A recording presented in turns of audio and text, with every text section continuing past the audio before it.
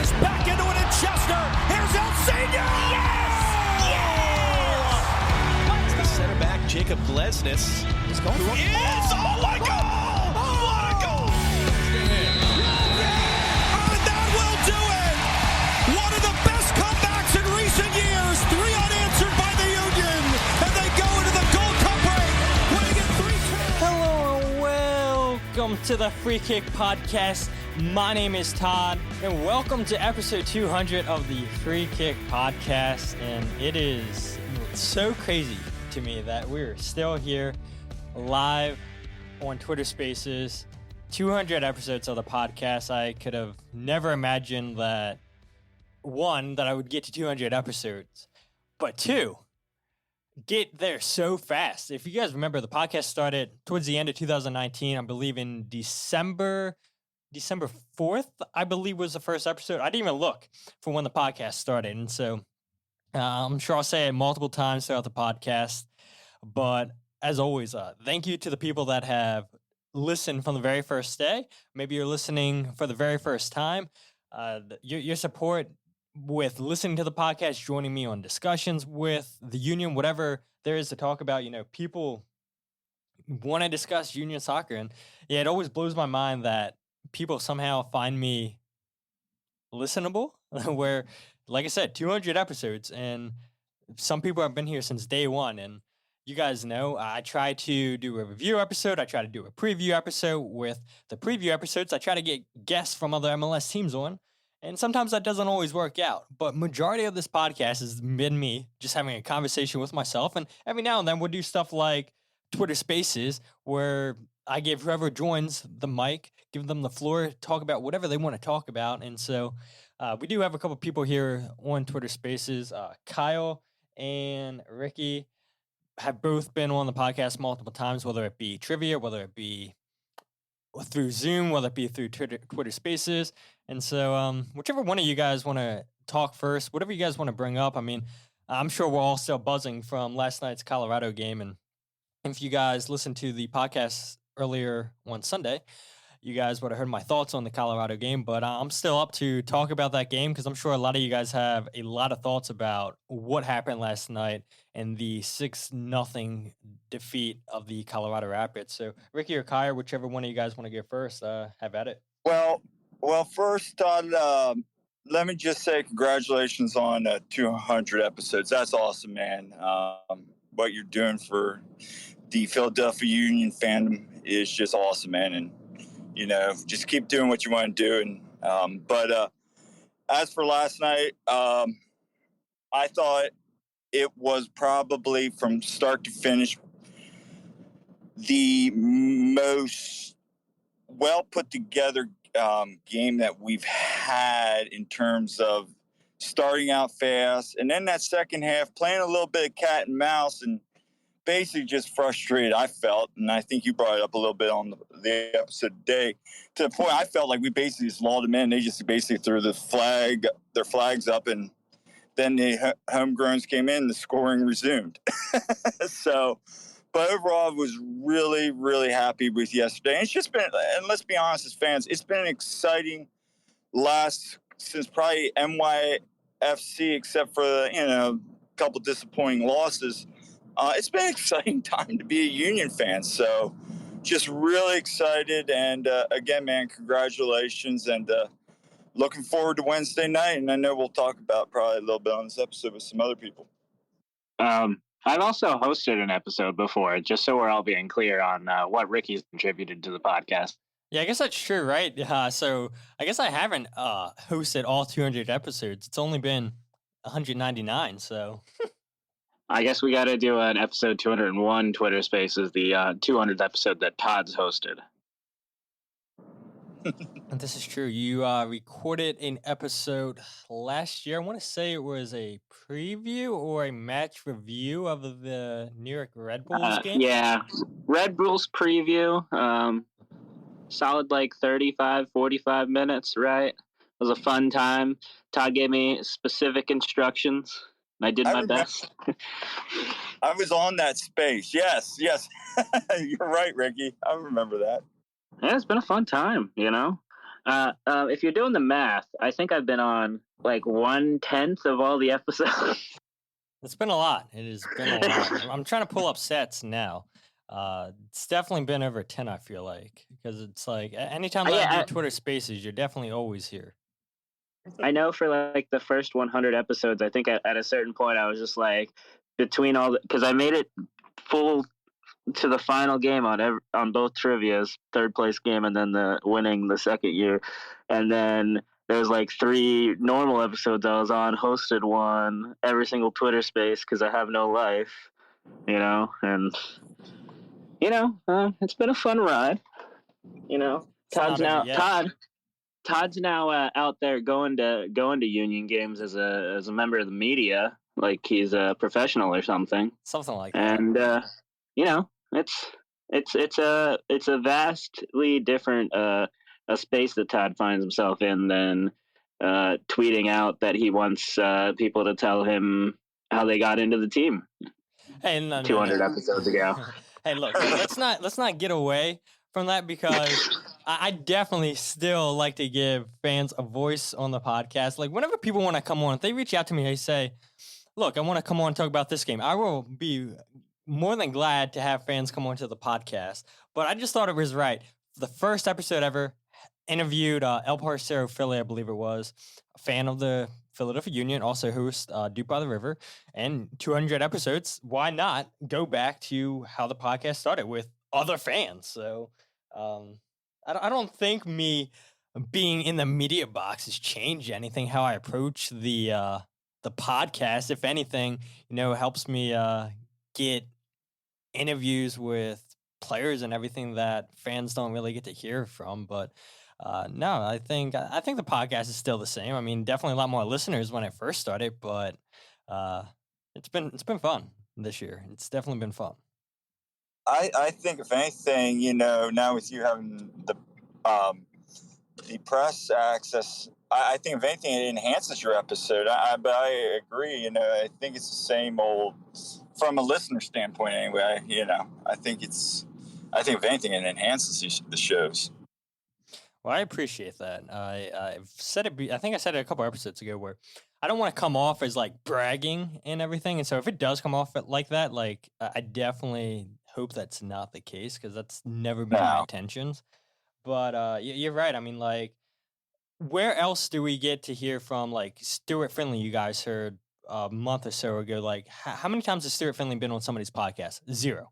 I know Leon Flock's been on a couple people's podcasts. I know MLS Gone Wild's in here. He did a fantastic interview with Leon's. Also had Nate Harriel, Paxton Aronson, Jack McGlynn, I want to say. It's definitely ahead of the game in terms of Union players than myself. But Stuart Finley was a great person to talk to for his very last game. Leon Flock's always a great interview. Jim's Jim, we all know that. A little bit bummed out, though, after that game last night against Colorado. Like, we tried to go in the locker room to talk to people, and all the players left. It's like, don't you want to talk to the media after another 6-0 win over another team? And nobody wanted to talk. Like, after the game, everybody showered and then left. And we get into the locker room, they're like, yeah, the only person that's here is Jacob Glesnes. And Jonathan Tannenwald asked, like, 2 questions, and then Jacob left there, and there was nobody else to talk to. So it's wild. Well, yeah, that was like they just like how. So, like, how does that work? So you go to Jim's presser and then you go interview the players, and they all just like how does that work? I'm just if you can even share, like, you do Jim's presser and then they open it up. Yeah. So usually, like right after the game, like people complain that like it should be 15 minutes after the end of the game. That's when the press conference should start, but yeah, it definitely doesn't go that way. So I feel like after the game ended, it's usually like 20, 25 minutes, and then Jim's press conference starts. And they usually last anywhere between 10 to 20 minutes. And then afterwards, they say the locker room's open. We go in the locker room. And I guess that's enough time for players to get dressed, change, showered, and get out of the stadium. But yeah, I mean, they come to you and they say, is there anybody you guys want to talk to? And we let them know who we want to talk to. They go and try to find them in the locker room, and sometimes they're there, sometimes they're not. And last night, I wanted to talk to Matt Real because if you guys listened to Jim's press conference or if you listen to the podcast this morning, Jim gave high praise to Matt Real, said that he was extremely proud of him for scoring his first goal. And I feel like we haven't heard from Matt Real in a while. And so I was like, okay, let me try to get an interview with Matt Real here. And sure enough, Matt left the locker room. I was like, this is great. I just think it's funny, like Jacob Glesnes is like the only one left. I don't know why. It's just like there's one player in there and that's it. And it's like, wow. Yeah. Ricky, any thoughts on last night's game against Colorado? I did have one thing after listening to the podcast earlier, and you were talking about how they were playing Keegan as a center back, and I think their whole center back situation last night was absolutely baffling because they're playing the three at the back. They have Keegan playing, like, somehow, like, for half of the game he was playing on one side of the back three, and then the other half of the game he was on the other side of the back three.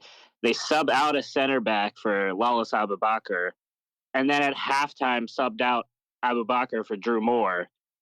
And that has to be, like, on the list of the quickest, players to be subbed off after being subbed on. Because you see it every once in a while, right? And it's usually like, we subbed on a guy, and then tactically it just didn't make sense for him to be there anymore. And I think Chelsea did it in the Cup final last year. Subbed on Hudson-Odoi maybe, and then subbed him off for Barkley to take a penalty. And then they always do it with their goalkeeper. I mean, how many times did they take out Mendy and then put in Kepa? Well, I'm just thinking of, like, you're on the field for 20 minutes and then you get subbed off at halftime, even though it's like 3-0, and it's like, oh, we're gonna lose this game. We're down a man. At that point, it kind of seemed like at halftime he just took off. He just took off Zardes and Abubakar and was like, I'm not getting my best two players hurt. And then it was just weird because, like, they came out in the second half and, like, Keegan was on the other side of the center back formation. Meanwhile, like, Keegan's, like, right-footed, and they had him playing left center back for half of the game, which is absolutely baffling because he's not even a center back. You know, it's one thing if we have Jack Elliott play left center back because we have two really good right-footed center backs. It's a completely other thing where you put a guy out of position and then you're like, you know what? Also, we're going to put you on the wrong foot. That works in, like, say, midfield when Bedoya subbed off, we had Jack McGlynn playing more on the right because it opens up more of the field for left-footed player if he's playing on the right, and all he is doing is passing the ball forward, not necessarily attacking from that position. So that kind of makes sense. But with, like, a center back, you're just putting him in an awkward position. We've been lucky with our center backs. If you look at, like, Mark McKenzie, equally good with both feet, right? Jack Elliott's been able to play as a left center back as well. Honestly, I bet Glesnes could also do the same thing. But it was just wild that a team that was so good last year, and now they're just like, they're throwing out random players at center back, and they're like, oh, our one of, like, the higher quality right backs in the league. Well, we're just going to have to play him at center back because we don't have a solution. When they knew that Austin Trusty was leaving halfway through the year, and they just had no solution for clearly one of the best players on their team to leave. And I just thought about that a lot listening to the podcast earlier, because I was just like, it's wild that this was such a wild idea that when the game started, the Union's coaching staff was like, this is not what we prepared for. And then you come out and still dominate for a thing that you had not prepared for clearly at all, just because, and I think the Union can do this a lot now, is, like, some teams can't force the round peg into the square hole. The Union can kind of do whatever they want at this point in a lot of these games. And I think it really shows the strength of the team overall if you come into a game and you're not prepared for what the other team's doing. Like, I think of the U.S.-Mexico game, last qualifiers at home, where the team came out in a certain formation, the players themselves were like, this is not working, went to Jurgen Klinsmann, and Klinsmann was like, I mean, you guys figure out whatever you want to do. And whereas like last night, the Union were just like, yeah, we're perfectly fine with whatever you want to throw at us. We'll find a way around you.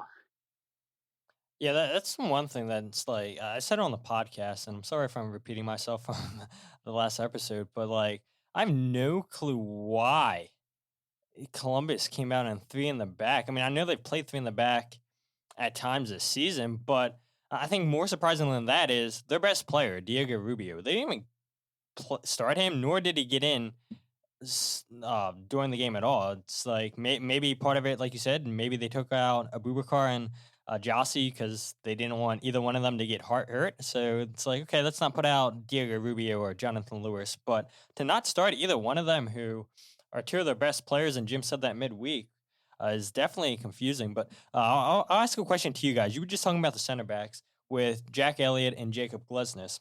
And with the transfer window being closed, and feel free, anybody else that's on Twitter Spaces, if you guys want to get into the conversation, just request the speak button, and we'll go ahead and bring you up whatever you guys want to bring up. We will for sure talk about. There's no set segments. Whatever you guys want to talk about, we'll talk about.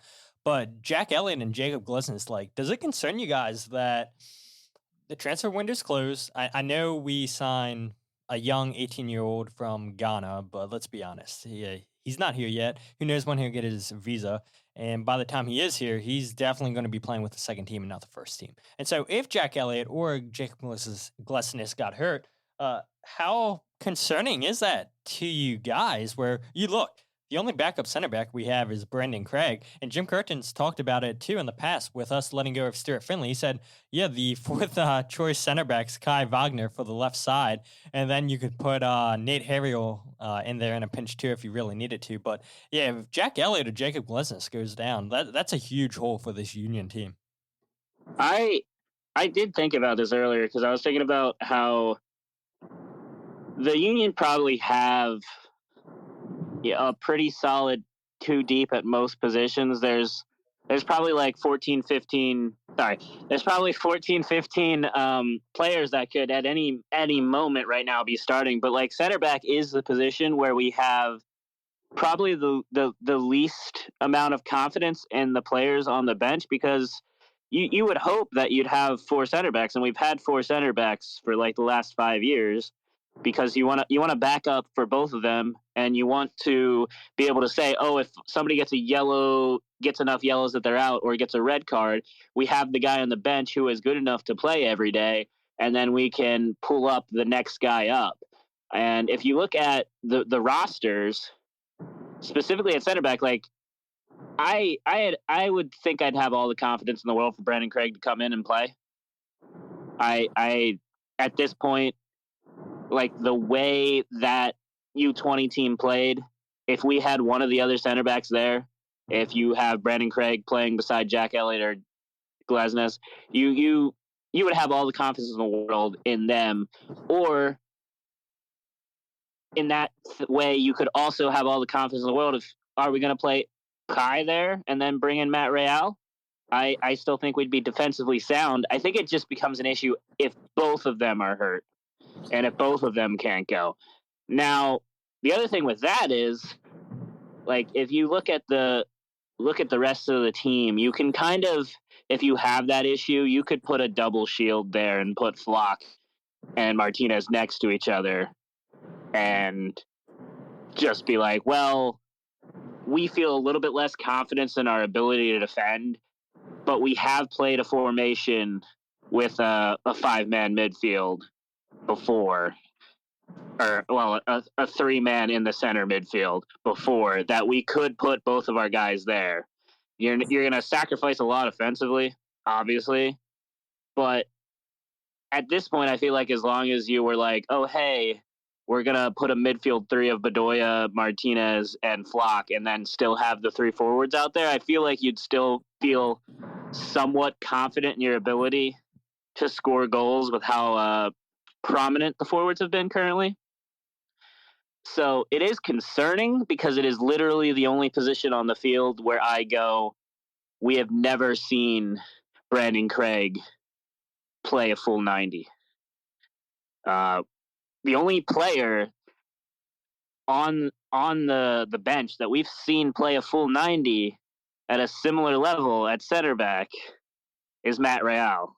And we all know that that's not a good choice, because that never worked for you two back in the day. Never worked for Bethlehem Steel. He's a solid center back for a U18 national team, but he was never a solid center back for a team playing grown men. That's true. Kyle, I'll go to you then. Michael Van Zant, welcome to the Twitter Spaces. Kyle, any concern if Jacob Glesnes or Jack Elliott get hurt, that the Union are short in center back depth?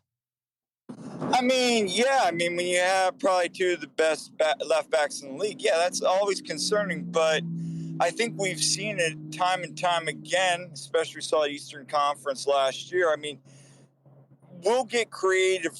As long as it's not like a season long, I have confidence that Jim and his staff will get like Matt Real. Maybe isn't Cole Turner even has played some center back?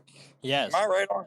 Yeah, like somebody like Cole Turner. Like, again, there are options there. I know Jim has talked about Kai and Nate. I mean, it would be ideal. Absolutely not. But I think for kind of like with the Stu game, you could get away, like what Ricky said, like a 2-6 formation and play 3 in the back. It obviously wouldn't be ideal, but yeah, I think it's a little concerning. I expect them, to either address it through U2s or go out and get somebody during the next window. But yeah, as long as we stay healthy there, we'll be fine, obviously. But yeah, it's a bit of concern. But at the same time, it's not.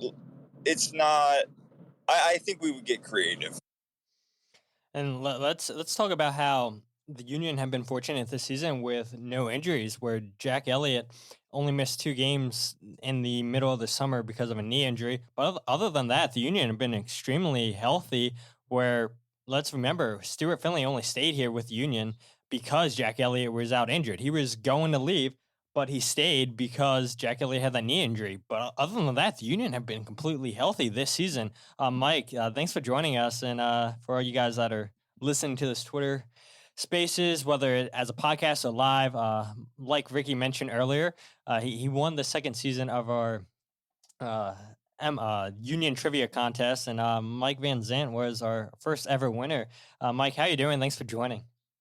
Oh, no, thank you, Todd. Thank you for having me, and it's great to be here with Kyle and Ricky, two really great Union fans as well as yourself.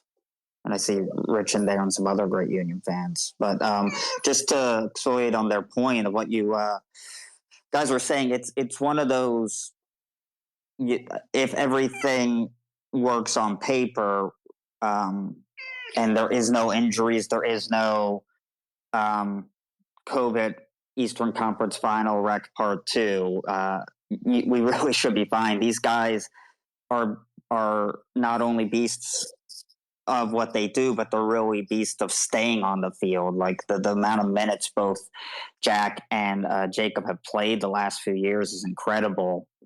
And I think that gave the confidence to Ernst to not go for a big backup or anything, and not kind of have Stewart there on the bench just kind of wasting his talent, because I think it's obvious he's more than just a backup. But I think hopefully we should be fine. It's just, you just pray, because if one of those guys goes down, who knows what's going to happen.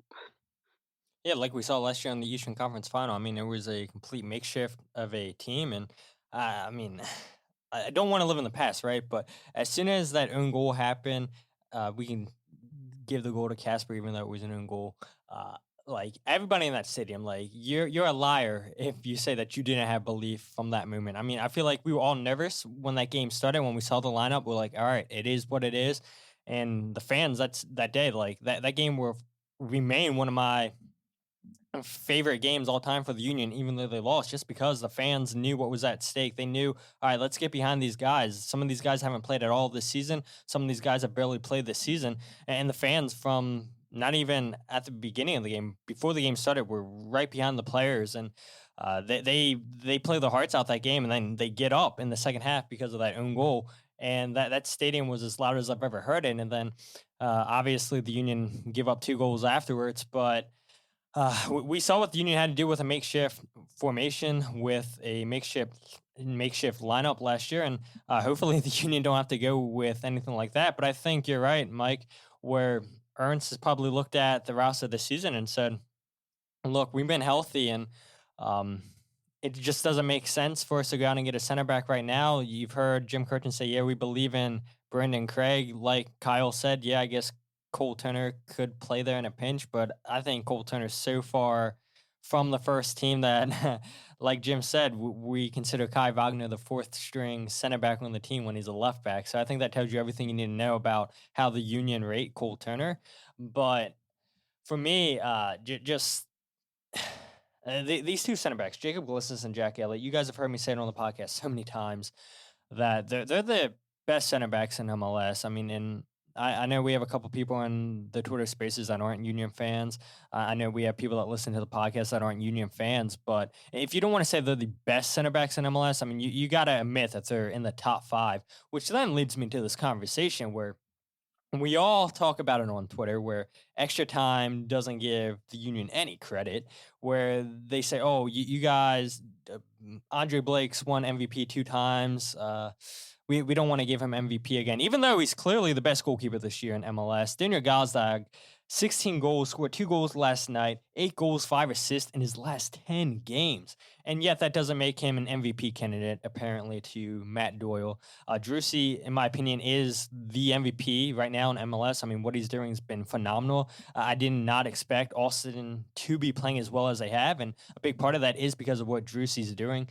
10 straight games that he's had a goal involvement with Austin. Just a terrific player, a terrific season he's having. And Austin, hopefully they can continue this run and knock LAFC down. I know they beat them over the weekend, Friday night, 4-1, I believe the score was. And that was fun to see and everything. And I know the Union and Austin are currently tied on points and everything. And we're going to need Austin to lose here if the Union are to lead in the Supporters Shield standings. But what are your thoughts? And it doesn't matter, Ricky, Rich, Laurie, if you want to get in here, Kyle, Mike, whoever wants to talk, with the lack of coverage from the quote-unquote national MLS people not giving any respect to any Union players whatsoever.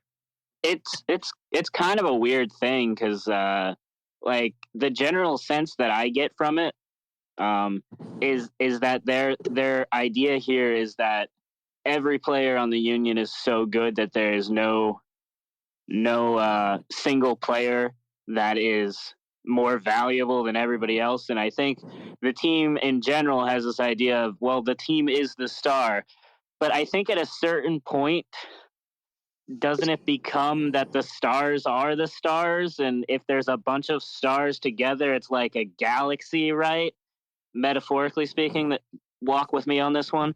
And I feel like, yes, we can be like, oh, to each team, certain players are more valuable than to other teams, right? Like Joseph Martinez, way more valuable specifically to Atlanta than if we lost one of our forwards, Corey Burke would just start and we'd be like, okay, this is a slightly less happy thing for us to see. But Corey Burke is scoring how many goals this year? I think the stat recently was like our 3rd best forward has more goals than Kasper Shabilko currently has for Chicago. And yes, Chicago is a way worse team.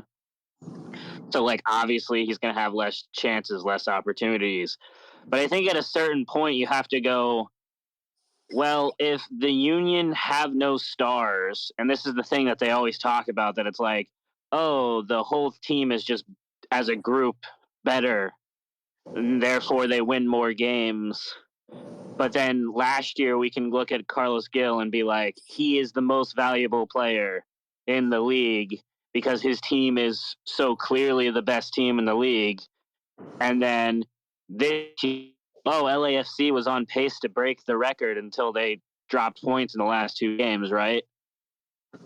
And did anybody go, oh, clearly best team in the league? They were up by like 9 points last week, right? And had a game in hand. And now you're telling me this week that, oh, there's no single player on LAFC that's like Arango has how many goals, and at no point are we like, oh yeah. So it kind of sucks that you either have to be so dominant that one of your players is clearly better than everybody else. Like if we were 20 points up right now, they'd have to give it to somebody on our team, right? But you have a third place team with one guy with 19 goals. I think if one guy's getting 19, 20 goals, that doesn't necessarily mean that he is valuable. That just means he gets a lot of opportunities in front of goal, right? He gets a lot of chances because Austin is better than all but one team they've faced this season in LA. Mathematically speaking, they are better than everybody else they've played. Whether or not they've beaten them, lost to them, they have more points than everybody except for us in LA, and they haven't played us. And I understand that, we'll probably get 2 awards this season if we're lucky. If people vote for goalie of the year for Andre, and if people vote for one of our center backs. And that's the problem, is we just have the 2 best center backs in the league, right? And I inherently it is an issue, but Gazdag's out there scoring 16 goals. That's 3 less than Driussi, right? And we're a better team than Austin currently, I would think. Now, they have 1 less game played, so they're 3 points behind us. They could tie us, and then they'd be ahead of us on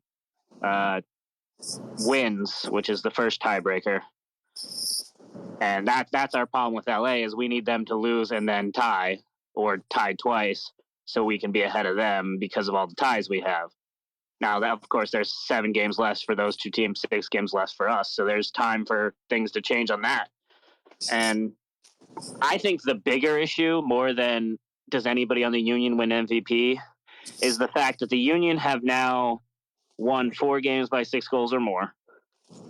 And yet, every time that happens, the main mouthpiece of the league just spends an hour and a half talking about literally anything else, and then goes, oh yeah, the Union again were dominant this week.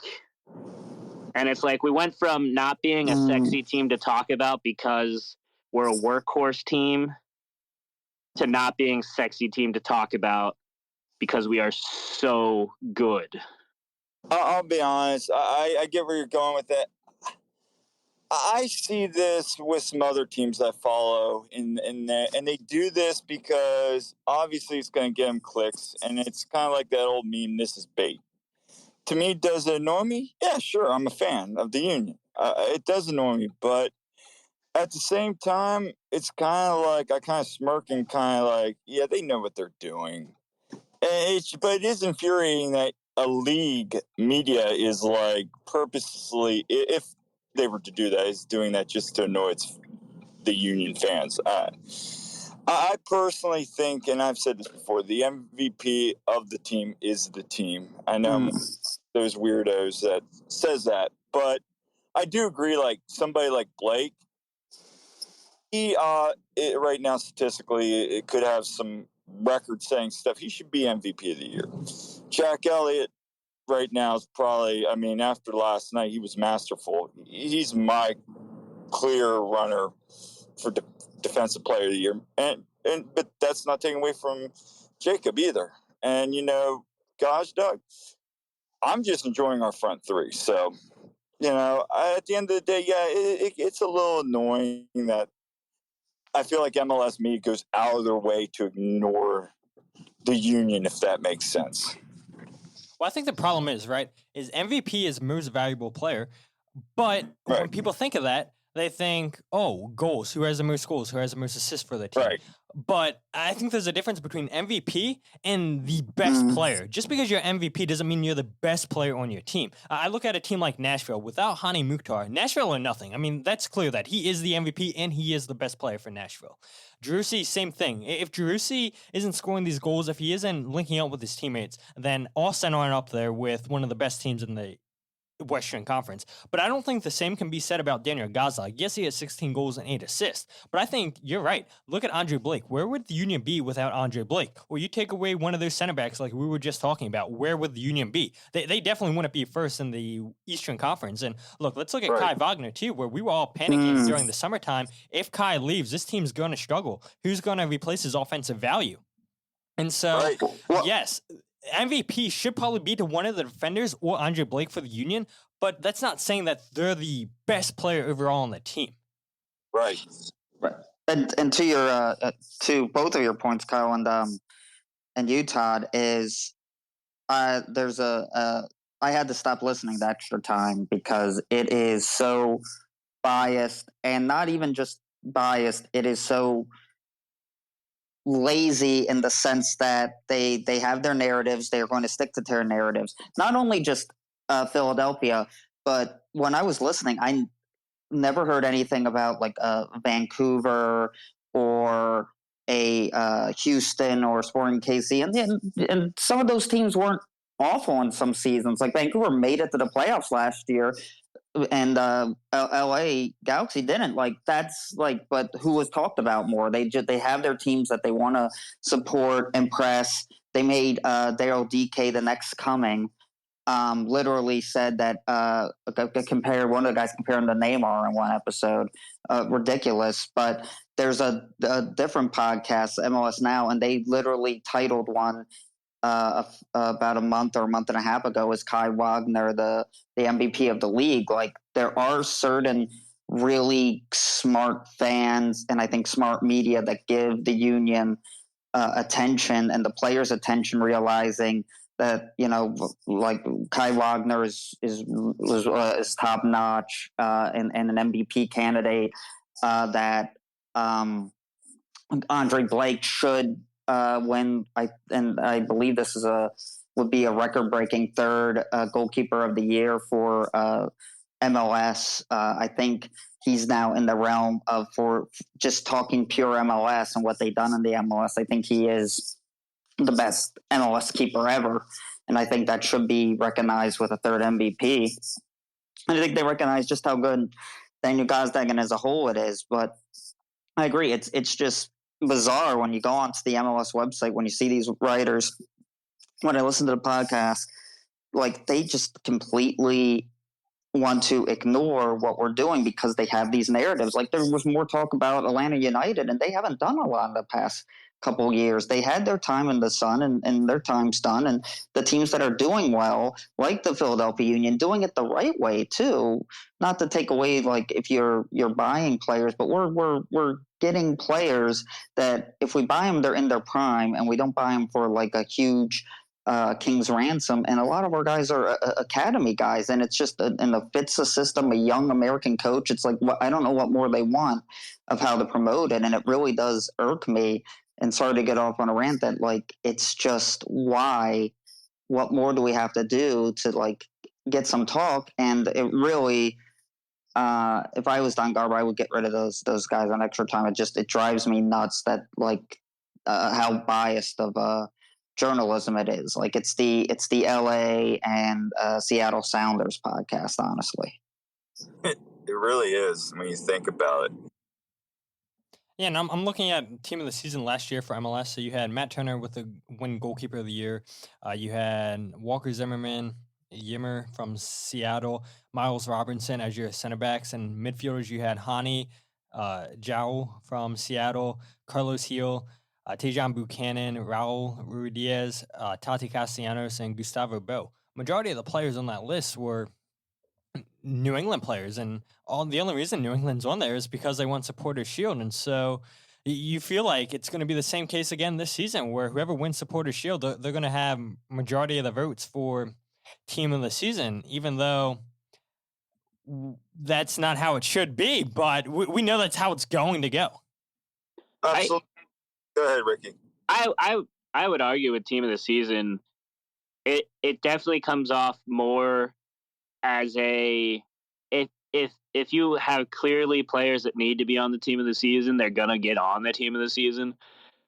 And if you look back at when we won this, when the Union won the Shield, there was 3 players that were on the team. It was Aronson, McKenzie, and Andre, right? And what it worked out to was, I think 2 of the 3 deserved to be on the team, and I think Brendan was only on the team because they just kind of threw him a bone.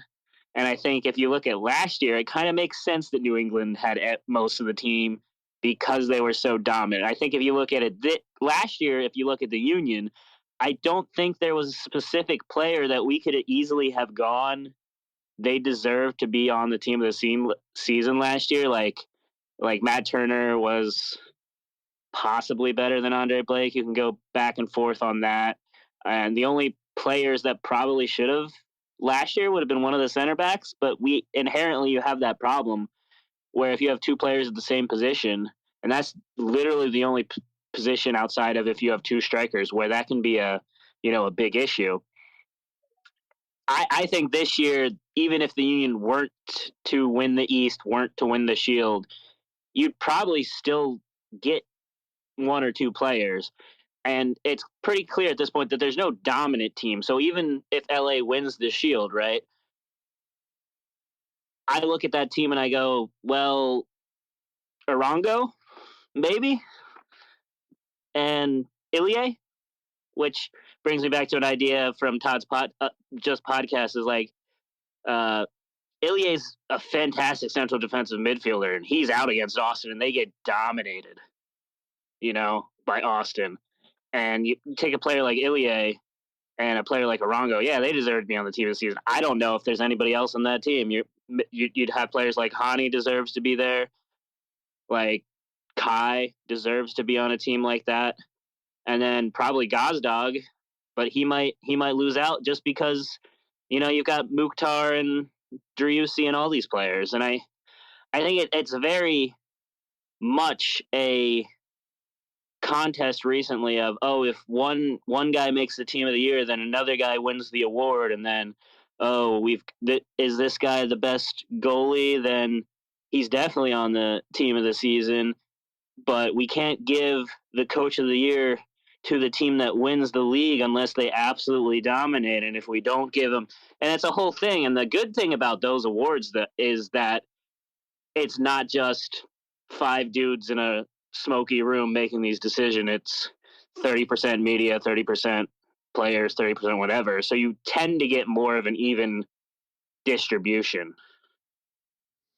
Yeah, it goes back to what. Sorry, Mike. It goes back to what Jim Curtin said midweek. Like, if you don't watch these players week in, week out, then don't vote. And the whole issue is MVP is most valuable player. It's not who's the best player in the league. It's most valuable player.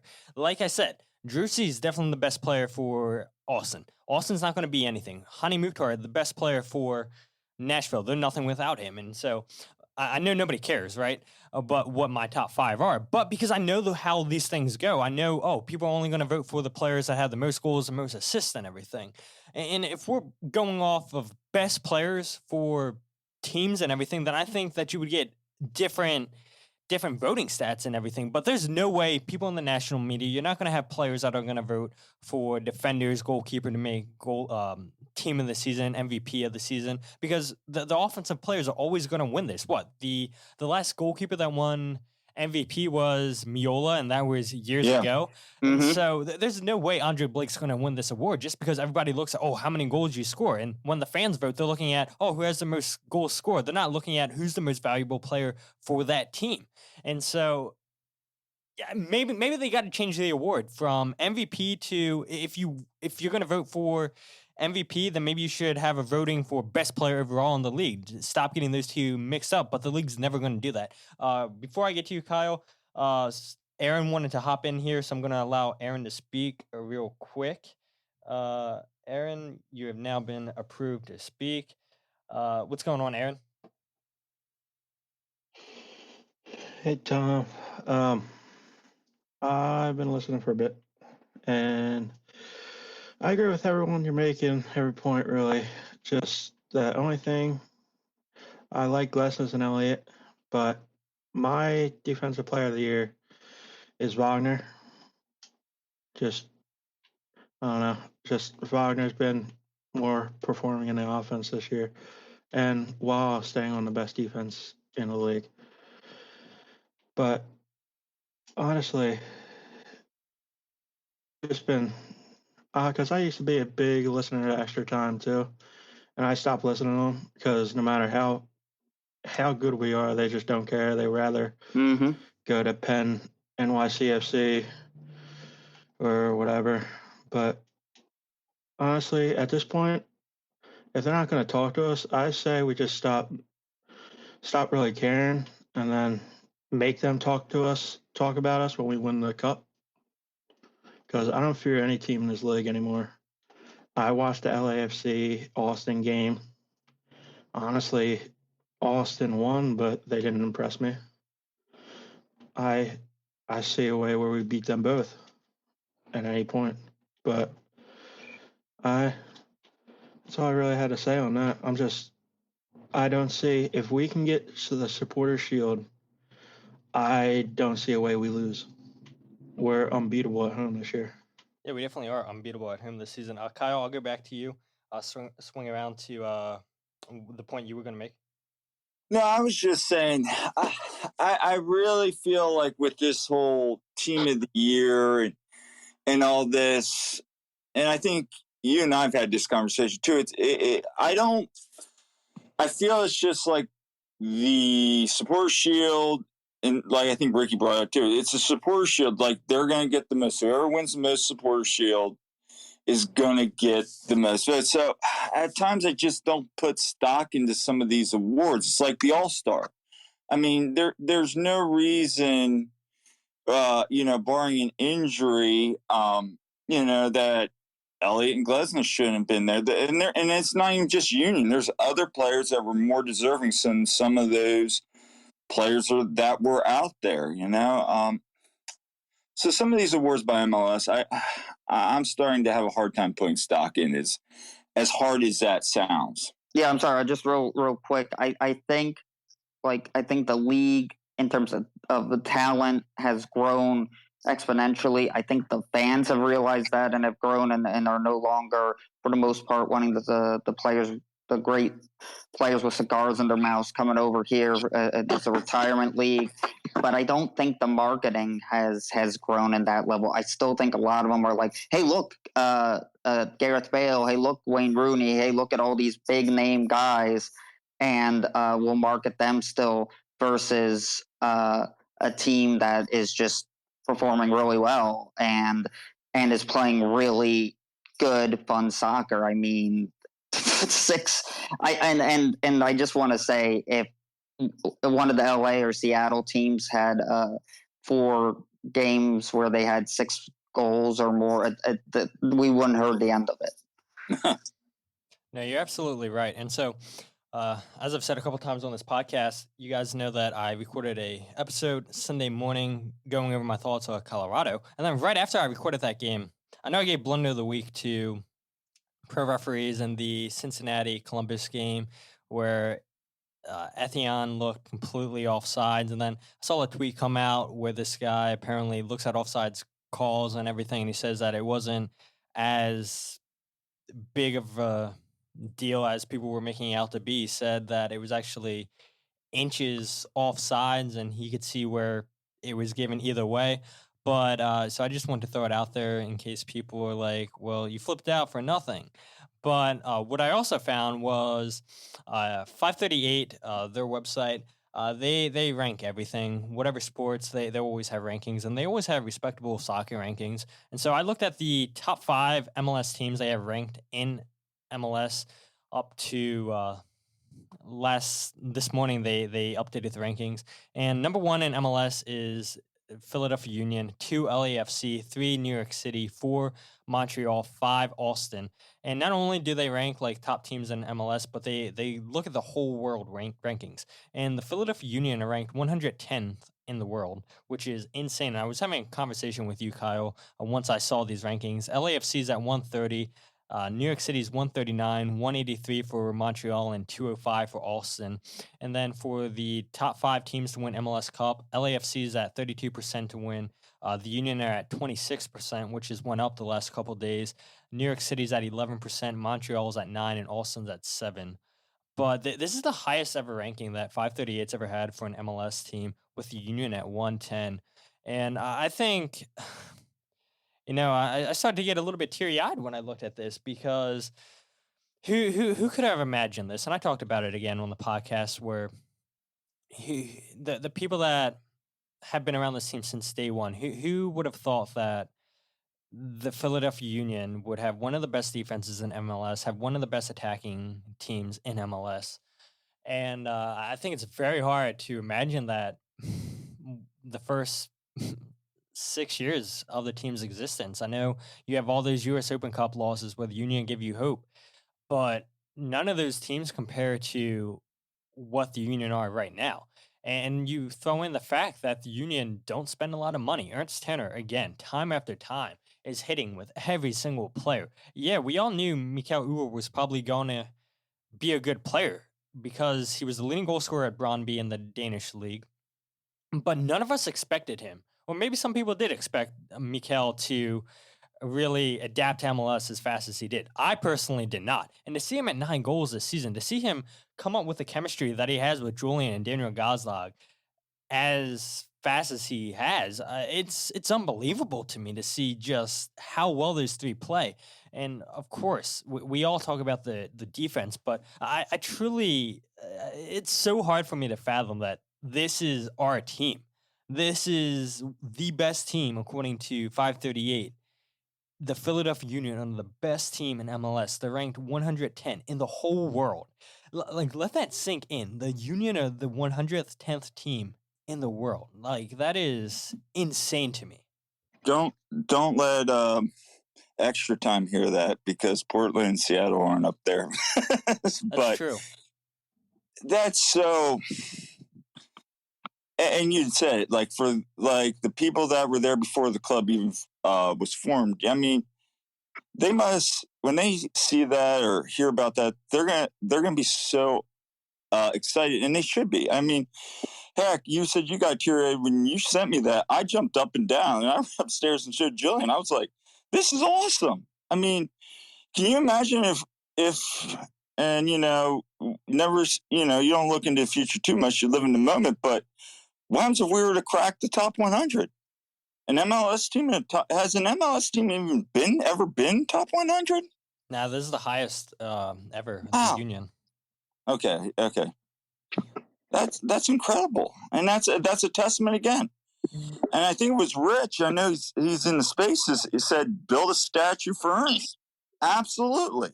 I mean, Ernst and Jim and the whole staff. I mean, they're getting the job done. These are the storylines you don't hear about, and you should be celebrating these. Yeah, and real quick. Sorry, Mike. I keep cutting you off. You're good. But you're all good. Ernst Tanner, when he was appointed sporting director, we see it all the time in sports. When a team gets a new sporting director in, they always let go of the head coach, but he was willing to work it out with Jim Curtin to see what those two can do. And what Ernst Tanner and Jim Curtin have been able to accomplish in the last 3-4 seasons, and I know they only have one trophy to show for him. People want to say, "Oh, well, it doesn't count. It was during a COVID year and everything." And yeah, this season might be for nothing if the Union don't come out with another trophy. But the Union would be nowhere without Ernst Tanner. I truly believe that. And Mike, I'll go to you, and then Adam Booth. I just gave speaking privileges to. So Mike, go ahead and get your point, and I'll go to Adam. It's an honor to speak right before our capo, but my point just is that it's amazing to me that the Union are doing this, and I really think as much credit, and I really believe all the credit is due to Jim and Ernst, but also to Sugarman, because I was there during a lot of those lean years, as most of us were, and he was getting a lot of flack, and maybe he should have, but I think big picture with the money put into the academy and now opening up the wallet more with his trust of Tanner. I think that's gone a long way, and I think some of that time it gets ignored. Like we played the long game with the academy, and it's paid dividends. With seeing our guys like scoring goals in the EPL and in Champions League, to like looking at what's here and in the future too. Like I think he was wise to do that, and my hat's off to him, because I know I wasn't a big fan of his. I know I said, I hope, he sells the team. We can get somebody in here who's more serious. I thought he wasn't that serious in it, and I was, I believe, really completely wrong. All right, Adam. Hello, how y'all doing? I'm just listening here at, I guess it's 3:00 in the morning right now, but oh yeah, really you're in Italy, aren't you? I am. I'm in the lovely city of Palermo as we speak, sitting on a balcony trying to wait for my allergies to clear up so I can breathe and go to sleep. But one of the points you guys were making, I just wanted to chime in here for a second, because, as a person with his own podcast, I talk too much anyway. But the idea that this season has been completely unique in the sense where you guys were speaking about, the day ones, the people who had been there before the club, and the people who had built, the Sons of Ben and other aspects of this club. I keep looking at fans after every one of these big blowout games, like especially after the DC game in DC, where I just turned around and looked at the people and I'm like, this is for y'all. This team is for you, because I've like a lot of these people and the SOBs and beyond have become my family, because I see them as much as my family. And I've been to multiple Open Cups with these people. I've been to not winning any road games at RBA with these people. I've gone through a lot of the strife, losing 5 straight at the time Talent Energy, and going through those growing pains, and to see the product that we have now. And I think the kicker about this is the exact thing that everyone complained about Sugarman about, which is the not spending money. They've made a sustainable product, which MLS struggles to do often, because a lot of teams go for, the quick hitters. LAFC has been very successful with that, but they rely a lot on going for broke and being in Los Angeles, as opposed to trying to cultivate something that has long-term capabilities. And they got deep pockets, and it makes sense. But what Sugarman saw was, you're not going to bring a bunch of people from Europe who are the top of their sport and say, okay, now you live in Chester, or now you play in Chester. That's going to be a hard sell. I forget the player, but famously a couple of years ago, we had a guy just straight up refuse to play for the Union because he said Philadelphia was not a beautiful city. And I mean, like, whether we want to face that reality or not, that is the reality. So you have to build something. You can't just have a team and then plug in a Gareth Bale or an Insigne, because they're not going to necessarily want to make that jump here. But when you have guys like an Ure or a Carranza or a Wagner, or these guys who might see the Union as a stepping stone, but now, have put some investment and put some roots into this team, that's how this team is successful, is because they saw the writing on the wall and they went for it. I mean, they said, okay, we understand the reality of this moment, and we're going to live it out. We're not going to try to overstep ourselves. We're not going to be something that we're not. They played within their means. They were like, we have a great athletic core of talent here in the Delaware Valley. Let's cultivate that. Let's exploit that. And, let's make a team out of dudes from down the street. And they're, again, a top 150 team in the world because of it. It's really impressive. It really is. And it goes back to Ernst Tanner just finding players that none of us have heard of. And I'll never forget when it was announced the Union announced the signing of Kai Wagner, and people were pissed when they saw that, we played in the 3rd division of Germany. Like, this guy's not going to help us. This guy's not the signing that we should make. And little did we know, he turns into the best left back, if not one of the best left backs in MLS. And then we have year after year saying, Kai's definitely gone, Kai's gone, Kai's gone. And year after year, Kai Wagner's still here. And it's truly special to see just the eye that Ernst Tanner has with spotting talent. And it does make you wonder why Ernst is still here in MLS. And I know when he announced why he was signing with the Union, he said, I already did the European thing. He's like, I got a lot of offers after Salzburg. I want a new challenge. And MLS has definitely been a new challenge. But I don't think any of us could have expected Ernst Tanner to turn the Philadelphia Union around as fast as he did. And I know one thing's for sure, none of us, whenever a Union announce a signing, none of us will ever question that signing ever again. Absolutely not. I mean, the executive of the year is not even a good enough title. It's the project that was the Philadelphia Union that had no business being this good of a club. And it's truly remarkable. And it's like, yeah, if he wants to stay in America for forever, go for it. I'm here for that. But this man should be running a larger club than us very shortly, if that's his desire. Because at this point, like, the one player that people always say, well, he didn't hit on this, was Orvek's sexy season. And the dude didn't play because Jose Martinez is the best person in MLS at his position. It wasn't like he just got a dud. He found a better player than that. And he was just like, well, he's so good, I can't even get him on the field.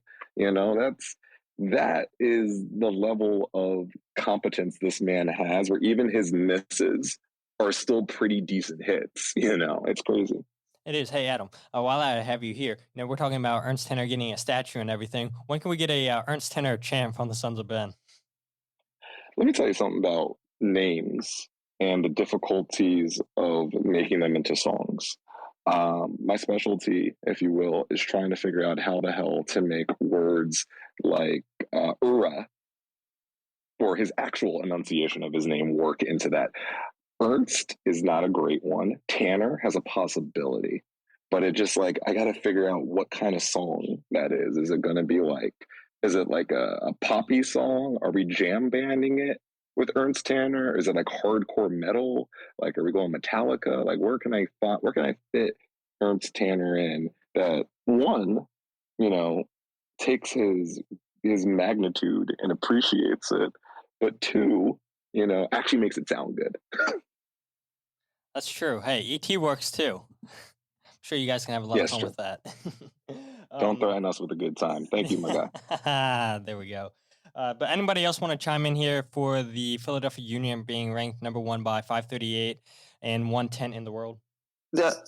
Well, I would just say this real quick on Todd is I think it shows that they are looking at it in a very smart way. And I don't want to say the right way because it's like, hey, because they chose us, but it's like it shows that they're also kind of looking long term. Like what Adam was saying is very true. Like LA is going to pick these guys up, and always like get these big name guys, and that's fine, but that's not like a long term, like looking at the future sort of thing. And I think looking at our ranking, it's not just even now, but you can see us continuing that. And I mean, look at the past few years, we just seem to keep getting better and better. So I really think it's great. I would like to be the first MLS team to crack the top 100. And, it's just, but I really think the main thing to take away from that is it's just a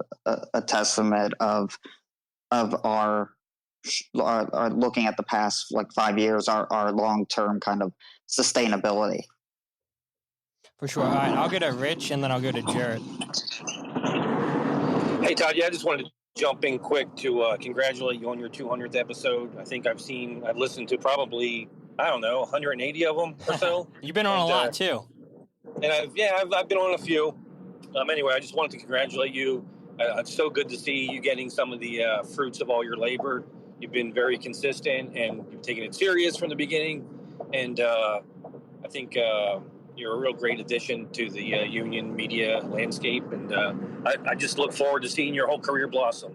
Hey, I really appreciate that, Rich. Enjoy our conversations, especially our music conversations too, since we share a lot of the same musical tastes. So finding a lot of new artists from you, I always appreciate that. But you were one of the first people to welcome me into the Union fan base, and not question me from being from Maryland. And you, whenever I had questions, you always answer them the best. And also, you were one of the first people willing to hop on a brand new podcast. And so, yeah, I respect that so much. And I thank you for all the support.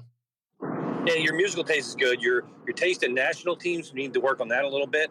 But, we got time. Hey, look, with all the hate that we're getting from Euro snobs from England saying, oh, MLS players suck and everything, I think they're making it easier and easier to cheer for the U.S. this World Cup.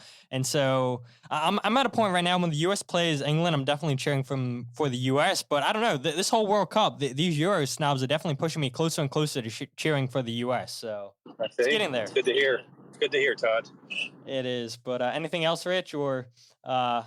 is that pretty much No, it? I mean, I'm not one of those guys that were around from before the team, but pretty long term, and it just blows my mind where we're at right now. I just can't.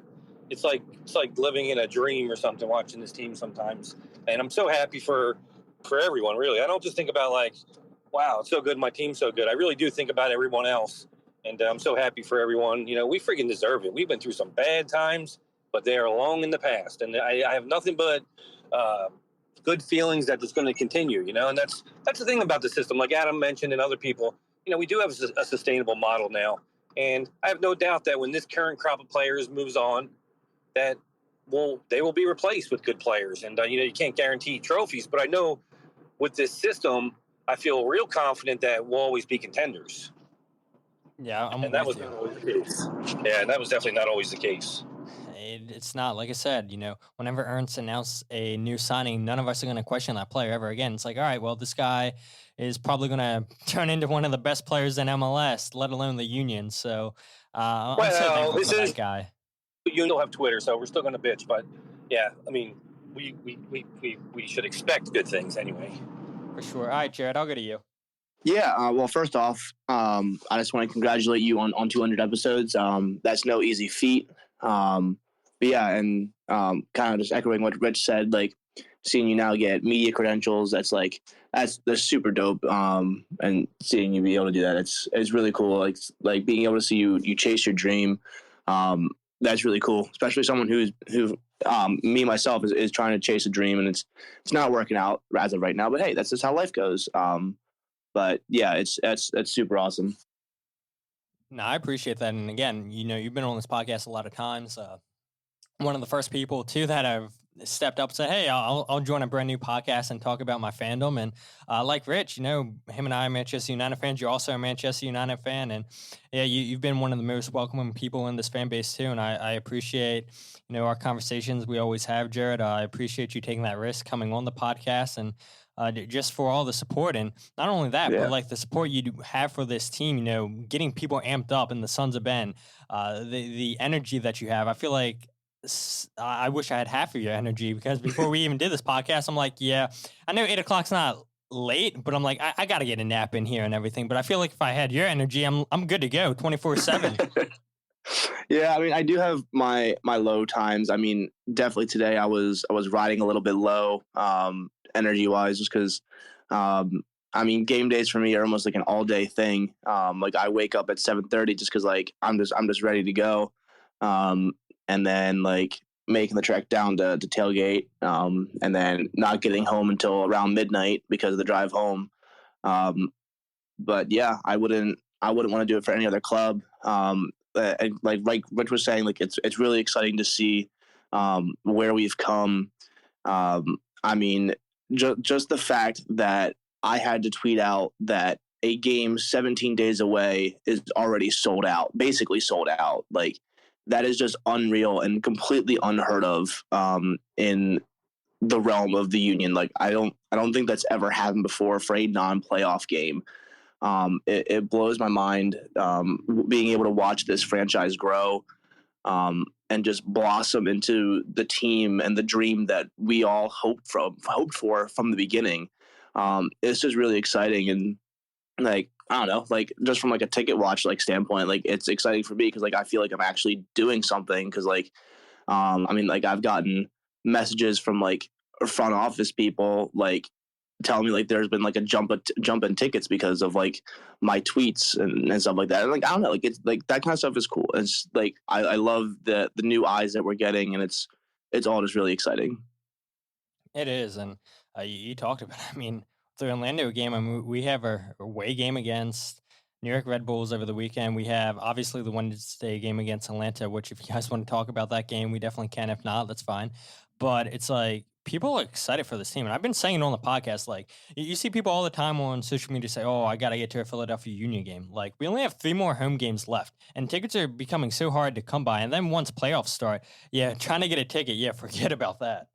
Yeah, I was predicting that playoff tickets will sell out in 72 hours or less, based off of how the last couple of games have been going. I mean, like even the away support tickets are going crazy for Red Bull. I was told by Mike Blankenmeyer that, like as most of you know, like we have the second bus almost full.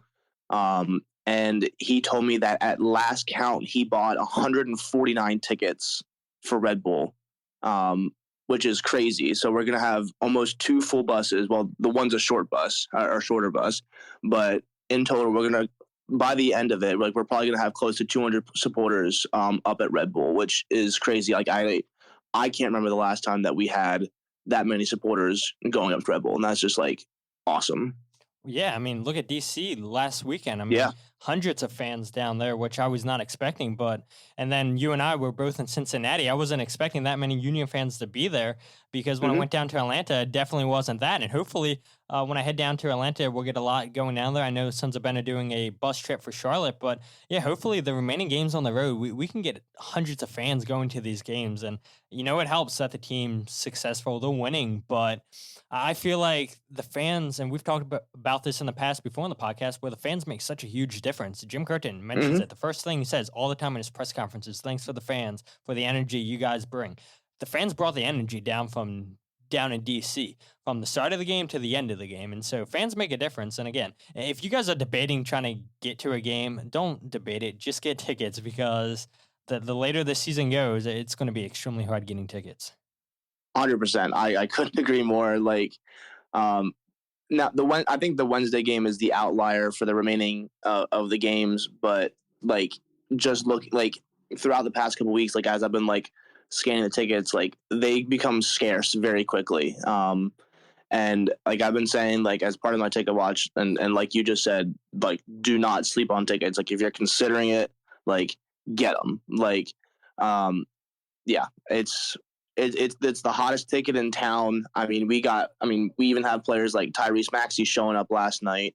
I mean, I know part of that is a publicity stunt, but also he's embracing the Philly side of him.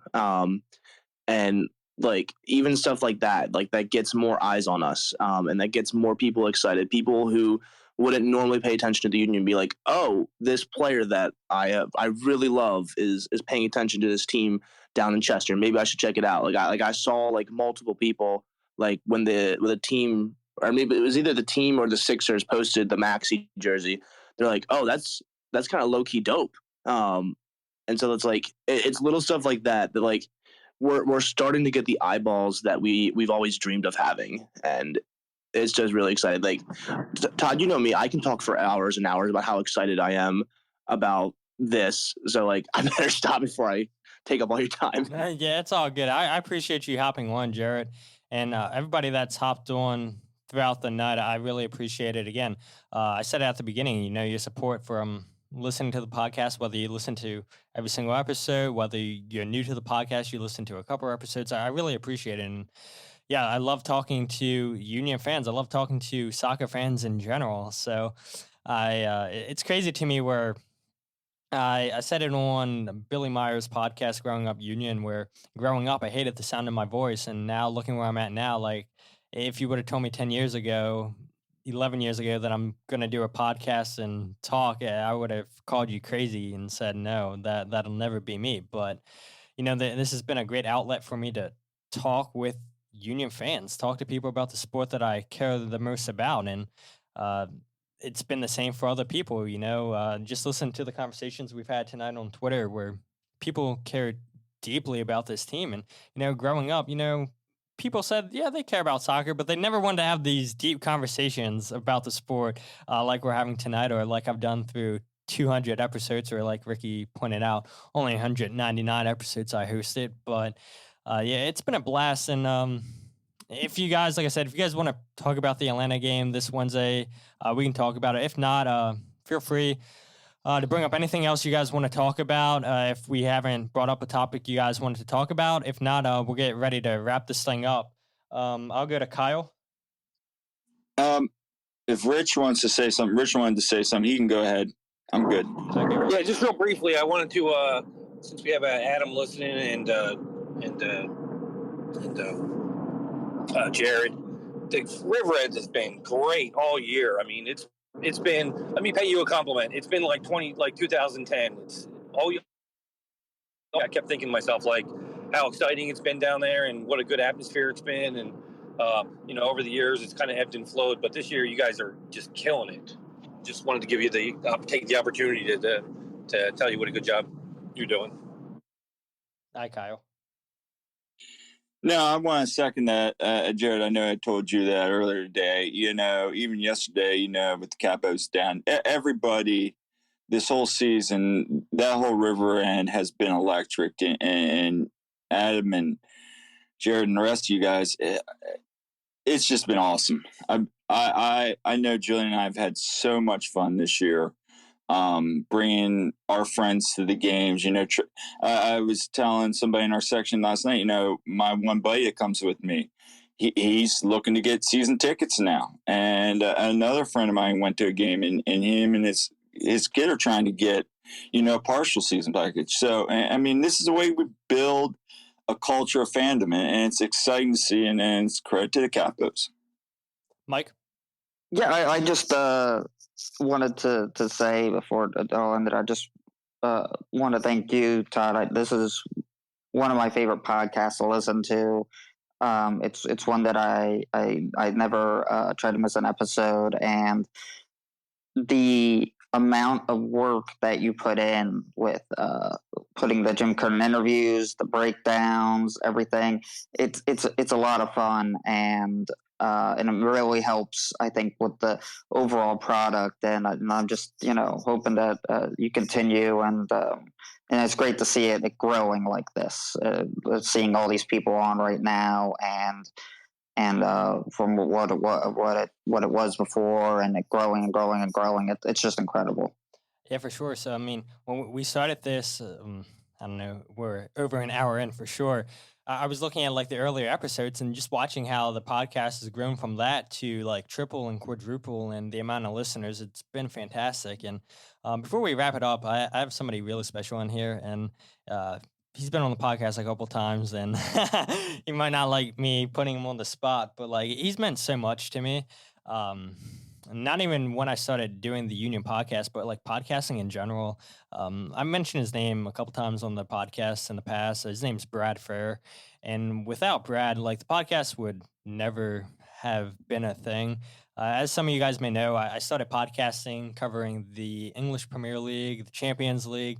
And then for whatever reason, we decided to do an episode every single day during the World Cup. And Brad was working his ass off, editing every single one of those episodes. Me, Brad, and then my old co-host Tyler Elliott, all working full-time jobs, trying to watch World Cup games, record the episodes, send them to Brad, so we have the latest news out there. And I knew nothing about podcasting. I was like talking to Tyler. I was like, we listen to sports talk radio in Baltimore, and I'm like, it would be cool if we did this, but for soccer. And so we said, all right, let's go ahead and try this. We grabbed a phone, grabbed like some kind of connecting device, and had two Xbox microphones and recorded into a phone. And it was the most crappy episode ever. The audio was terrible, but Tyler and I, we had such a blast doing it. We're like, all right, well, let's go ahead and try to see what exactly we need to start a podcast. And so I found a subreddit. I think it was like our podcasting or something. I don't know. I don't remember. I reached out on there and asked people to give me advice on what recording equipment that I need, how to start a podcast. And one of the first people that messaged me back was Brad. And without his support throughout that whole project, and then even doing this union podcast, we're constantly bouncing ideas off of each other, what kind of content I should do, how I should do segments, different guest ideas, gave me the encouragement to start my own website. Brad's been a tremendous help throughout my time doing podcasts. He's been a great friend. And I think maybe not only that, but my favorite feat with Brad was somebody who lives in Tennessee. Could have easily have been a Atlanta United fan or a Nashville fan, but he's listened to all the podcasts and he's like, you know what? Wasn't a fan of soccer before. Yeah, I learned about soccer with you doing the Premier League, but I'm all in with being a Union fan. And so I think that's my greatest feat, is turning Brad into a Philadelphia Union fan. Brad, just any thoughts on the season, the podcast? I mean, you've been here from the start and now all the way here to episode 200. Yeah. Yeah, can you hear me? I can. Cool, yeah. I would say probably Tennessee's #1 Union fan. So I'm going to hold that position down. Yeah, man. So first, congratulations, on 200 episodes. It's been amazing seeing, how you started, right from the beginning. What's funny is I remember that recording you guys did on those Xbox microphones, and you guys recorded I think you were recording in a basement, right? Yeah, we were. Yeah, recording in a basement right next to 2 fish tanks that, you could hear clearly that entire episode. It was pretty much, the background of the podcast. And, I'd say like the background music or the background ambience of it. And so, yeah, man, it's, I'm out here on a walk, by the way. So if it sounds like I'm out of breath, that is exactly why. But, man, no, it is. It has been an incredible thing to see your, the fact that, you stuck with it even through, how you said, like, those World Cup days. That was definitely, a challenge. And, but it was also, very fun. It was something that I know, you learned a lot about, or you learned a lot from. We learned a lot, together as far as, what exactly the whole podcasting thing is, because I know audio. That was one thing that I wanted to get into, having, messed around with music for quite a while, quite a few years, and listening to a lot of podcasts just in general. I wanted to get, and I was very, at that time, I'm not so much anymore, but yeah, our podcasting, I was very active at that time, in that community, and coming across you and Tyler in that, I think it was pretty much you in that, on that subreddit, your account, and you had some good ideas. I like the idea that you guys were going for, a podcast covering something that I knew nothing about. I didn't grow up playing soccer. I did, it wasn't my sport, growing up, but, you can only listen to so many hours of a podcast as you're going through editing it, and not pick some things up. And, so it's been an incredible learning experience for me, and it's been an incredibly rewarding experience as well. That's, I would have never thought that the Philadelphia Union would become something that I myself have such a deep passion about.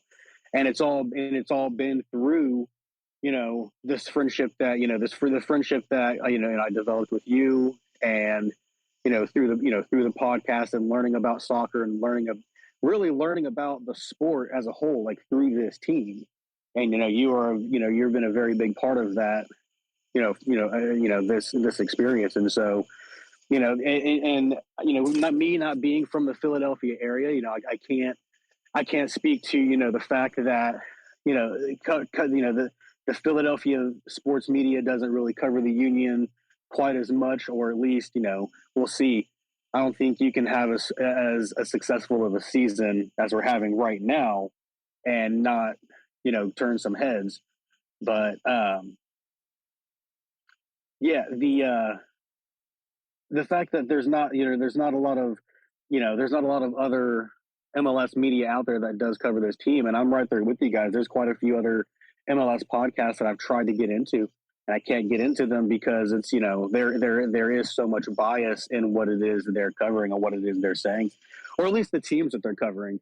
You never see. I look for try to find episodes out there about Philadelphia Union's successful game, and there's no, it's not being covered by I'd say the heavy hitters in the podcasting world, or in sports media in general. And that's why I think, like what you're doing and what other podcasts are out there doing, shout out to Kevin Kincaid and It's Always Soccer in Philadelphia is always a good one to listen to.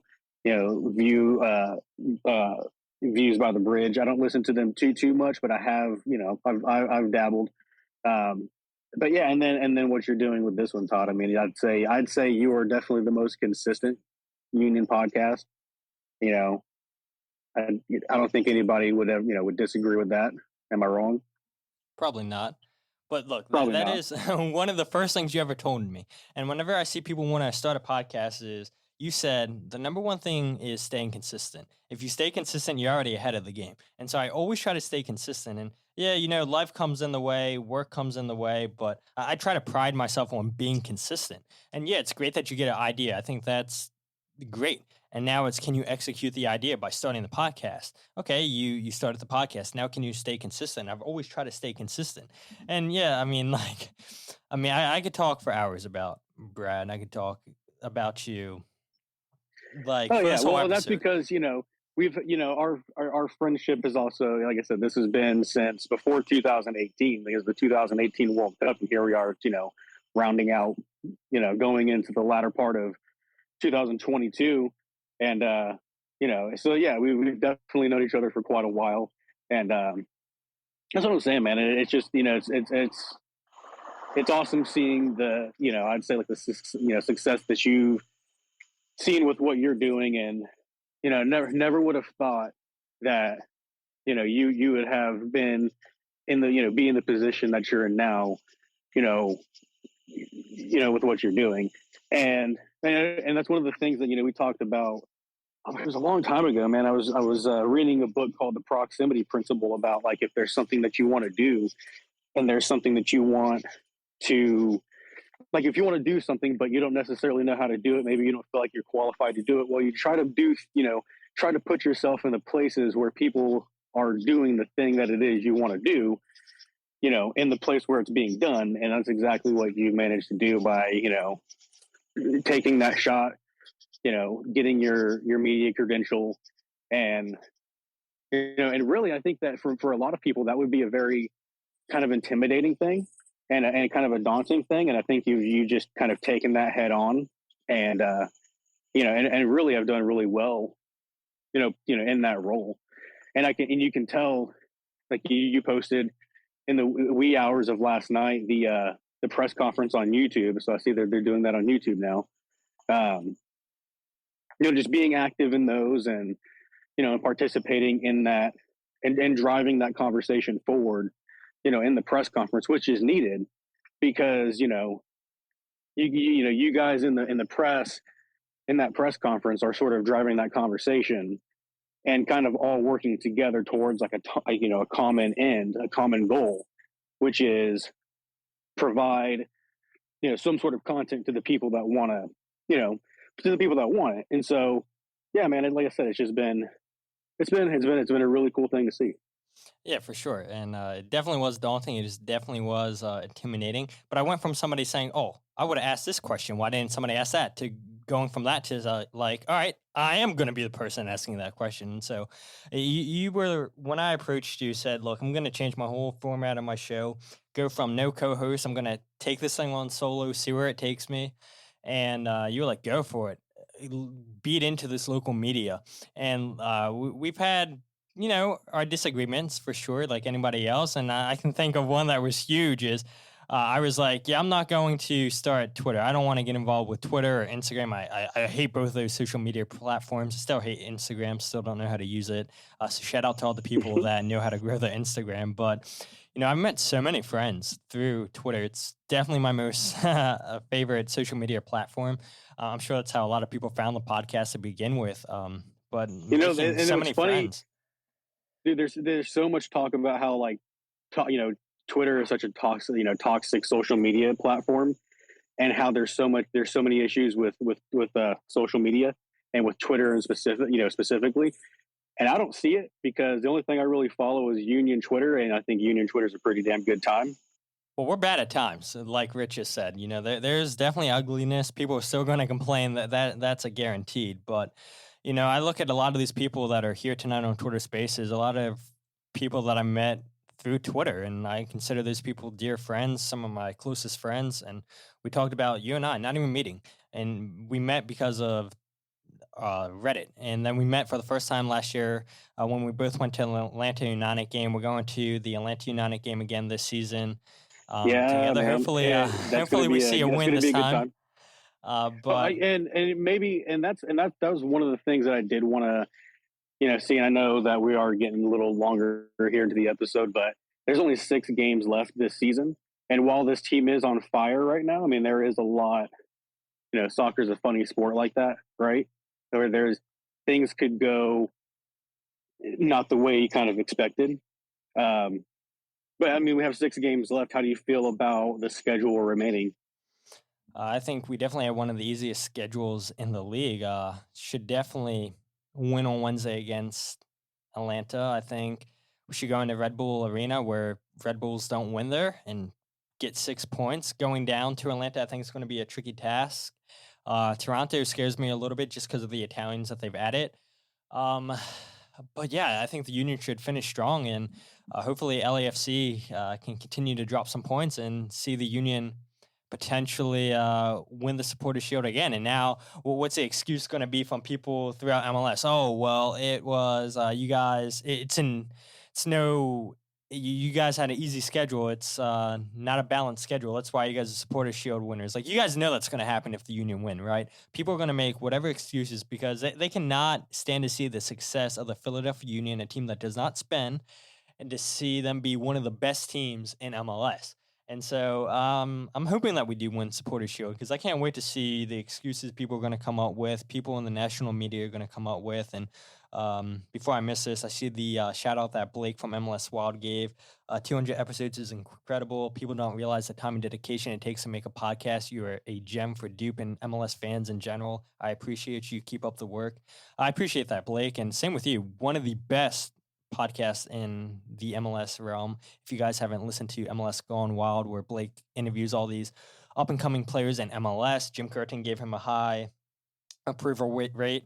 I think he gave him a DM, said thank you for everything you do with MLS covering this league, and it doesn't get better than that, right? Having Jim Curtin know who you are, listening to your podcast, and then hopping in your DMs and giving you a shout out like that is awesome. And again, if you guys aren't listening to MLS Gone Wild, definitely check out that podcast. One of the best in MLS. Yes, Blake's a Crew fan, but the podcast isn't based on the Crew. It's all the young players throughout MLS. So I'll leave a link to a show in the description.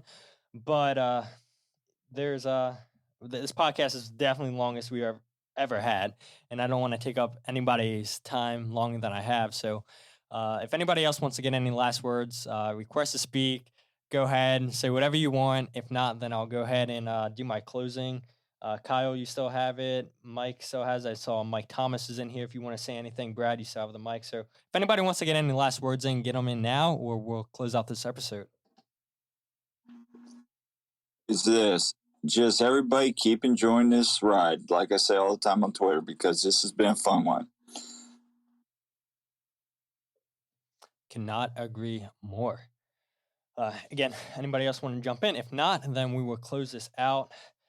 But Brad, I mean, again, you deserve so much credit for telling me to continue to do this thing, always pushing me to be better than what I am.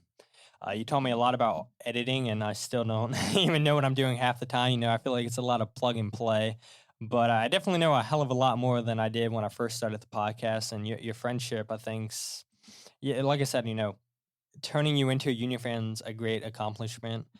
But I think the greatest thing is getting a friend that I didn't even know existed in this world that lives all the way down in Tennessee. And just your support since the Premier League days has been a true blessing. And so I appreciate everything that you've done. Just all the MLS commentators that I've had on the podcast. Jordan Angeli's been on a couple times, Tyler Terrens, Glenn Crooks from New York City, Dave Johnson a couple times from DC United. We've had so many commentators from multiple MLS teams. And for those guys and girls that take time out of their day to hop on this podcast to help me preview a game, I'm forever grateful for that. And the friendships, relationships that I've made with these people, never thought that it would be possible. But, you know, in this world, you know, anything's possible. And then all of you guys that are listeners to the podcast, everybody that's interacted tonight with me, again, your support means so much, and to see 200 episodes, that's definitely no small feat. And if you guys aren't following the podcast on Twitter, Instagram, or Facebook, follow at Free Kick Pod, wherever you get your podcasts, The Free Kick. Check out the website, thefreekick.net. And again, if you guys want to write, feel free, hit me up. I will definitely use your help to do match previews, reviews, different columns, whatever you guys, if you guys are into writing, I will definitely give you that platform. And yeah, let's hope that the Union can get a win Wednesday night against Atlanta United. Hopefully Subaru Park gets loud and proud like it's been throughout this season. But yeah, again, just 200 episodes. I never thought this would be possible, and all the friendships that I made, see all the people listening to me talk is crazy, but your support's meant so much. But until then, my name is Todd, and this is the Free Kick Podcast.